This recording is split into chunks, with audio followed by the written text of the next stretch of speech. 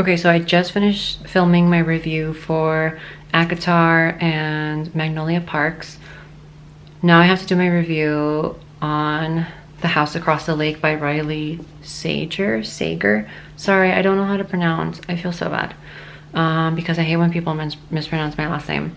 So I understand and I am so sorry. But I really don't know how to pronounce their last name. It's probably really freaking easy too. But anyways, okay. I don't really read thrillers, even though for a couple years now, I've actually started to enjoy thrillers a lot. I don't know what it is, just like the psychology behind it and like the rush that it gives me is like so different and like so raw and like human, and I love it. So this is The House Across the Lake. I got it from Amazon. This one, I don't know. Okay, actually no. So this one was recommended to me from Amazon, like literally the website itself, when I was scrolling through, there's a spine. When I was scrolling through shopping for books, it just kept giving me this recommendation. And I didn't know this was on BookTube until, or like BookTok, BookTube, until I started seeing it on BookTube and BookTok after I bought it. So I did not buy this just because it was popular. I didn't even know it was popular. I don't even think it's as popular as it's nowhere near as popular as ACOTAR, but it's nowhere near as popular as Magnolia Parks either. But it just like looked good. Reason being, I thought this was an older book, but it was published like last year or something. Yeah, it was published last year. And I'm thinking that, and I thought that this was the book that was kind of based off of that Netflix show. I really liked it, by the way.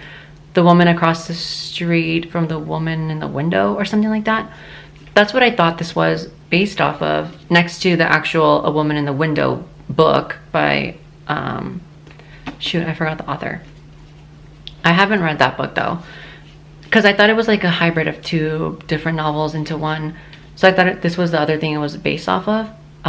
No, this is very new, so it's not based off that. This is really good though.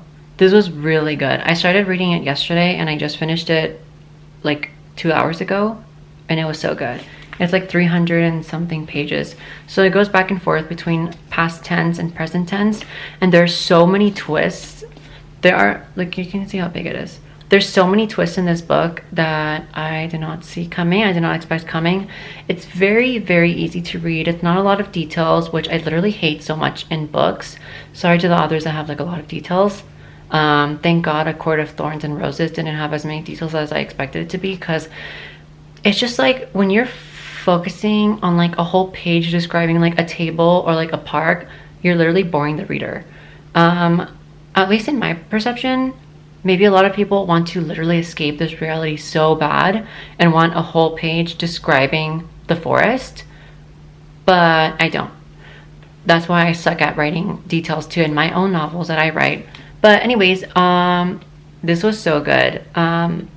This is like literally everything that I wanted in a thriller. Literally everything I wanted. And even myself, I got so surprised by the things that happened. There's like a twist followed by another twist, followed by another twist, and another twist, and another twist. There's like so many twists in this book that I was like,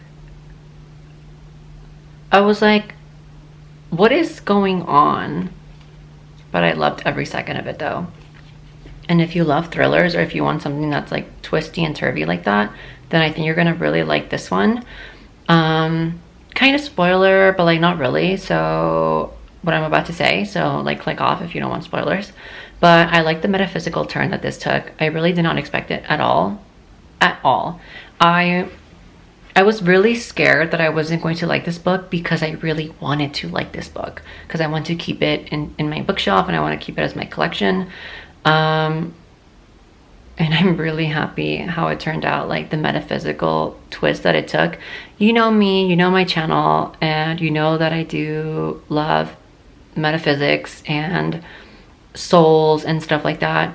So when this turned out to be a novel like that, more closer to like page 280 till the rest of the end of the book, I was so shocked, and I like lived for it. I loved it so much.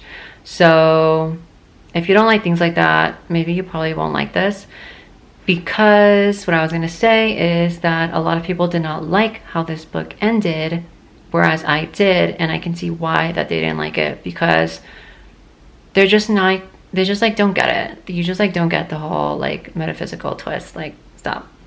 I obviously do get it, and props to the author. Is that how you say it? Like, props to the author. Like, props to the author for thinking of that. Like, that's so clever and so cool.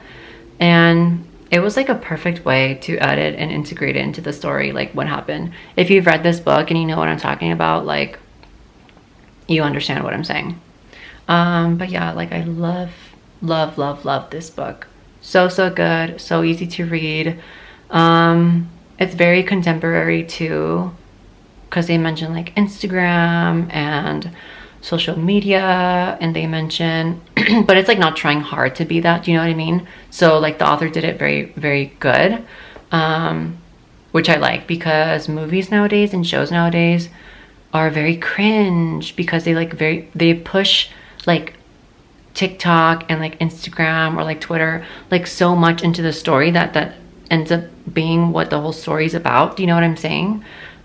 And it's just done completely wrong and incorrect, and they're trying to be trendy and like hipstery, and it's like totally not that. But this like actually made sense for the story. Do you know what I mean? This made sense for the story, why there was Instagram involved and social media, and like another fictional social media app that one of the millionaires in here, whatchamacallit, like created himself. So I have nothing but good things to say about this. The writing was very easy. Once again, you know me, I love first person, so everything that I'd like to read is first person. Third person, I don't know what it is about it, but I just like can't get into it. It's like so hard for me. Maybe when I was younger, or when you're like reading a story to your children, it's like easier to understand it. But for some reason, like a novel being in third person, like I just can't. I don't know what it is, but it just like throws me off. And I'll get bored, and then I don't know, I think it's the fact that I like love being immersed into the character, and the only way to feel that way is to have it first person, because then I feel the raw emotions, I feel the POV. Whereas being the narrator, yeah, you know everything and you control everything, you're literally like God of the story, but it's just like not the same. It doesn't hit. What was I gonna say? So I think the next book that I'm going to read, I don't know if I'm going to review it. I probably am, just for the sake of it.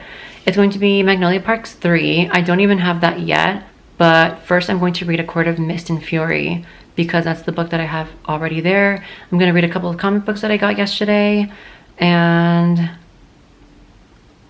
so I don't know when I'm going to have another review next. When I finish the third Magnolia Parks book, I think I'm going to make another Magnolia Parks video, and I think during that video, why am I getting blurry?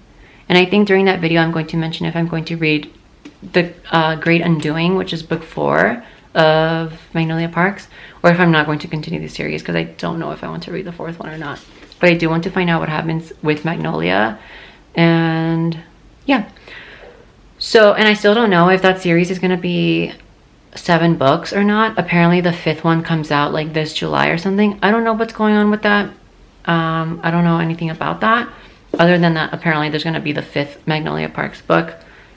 So I don't know, depending on if I like the 3rd one, I don't know if I'm going to continue reading and just swerve off into reading what I actually truly want to pick myself, instead of like what Book Talk recommends. Because like I'm surprised I even did that in the first place. But anyways, yes, go check this out. I was at Barnes & Noble last night, and I don't even think I saw this there, to be honest. But I know it's on Amazon, and you should buy it on Amazon if anything. So yeah, go read The House Across the Lake. It was very good.